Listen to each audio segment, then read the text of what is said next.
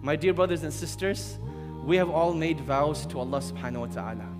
Allah subhanahu wa ta'ala tells us in Surah Al-A'raf, verse 172, and remember when Allah subhanahu wa ta'ala extracted from the children of Adam and made them testify, Alastu bi rabbikum, am I not your Lord? And they said, Qalu bala shahidna, indeed we have testified, so that on the day of judgment we will not be able to say that we were heedless of this affair, that Allah subhanahu wa ta'ala is our creator and sustainer. The vow, the covenant that we made with Allah subhanahu wa ta'ala, greater than any vow that a husband makes to a wife, or a wife to a husband, or a mother to a child, or any other relationship.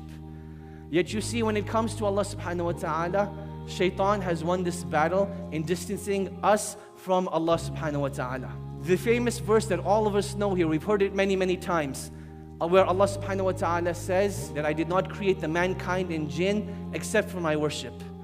The greatest mufassir of the Quran, Abdullah bin Abbas radiallahu ta'ala anhuma, he said about this verse that to worship Allah subhanahu wa ta'ala is to know Allah subhanahu wa ta'ala.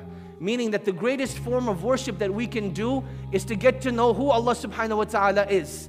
Because once you truly know who Allah subhanahu wa ta'ala is, you cannot help but to worship Allah and to love Allah and to venerate Allah subhanahu wa ta'ala. We're constantly told that this journey of life is about self-discovery, discovering who we are, discovering ourselves. But Allah subhanahu wa ta'ala tells us in this verse that in order to truly discover who you are, in order to truly discover your potential, you need to discover who Allah subhanahu wa ta'ala is first. Because you will become a manifestation of the things that you ask Allah for, a manifestation of the things that you obey Allah with, a manifestation of those things that you plea Allah subhanahu wa ta'ala for. So in order to truly discover who you are, you need to discover who your creator is. Because if your creator is filled with generosity, He will create generosity in you. If your creator is loving, He will create love in you. If your creator is pardoning, then He will instill pardoning inside of you as well.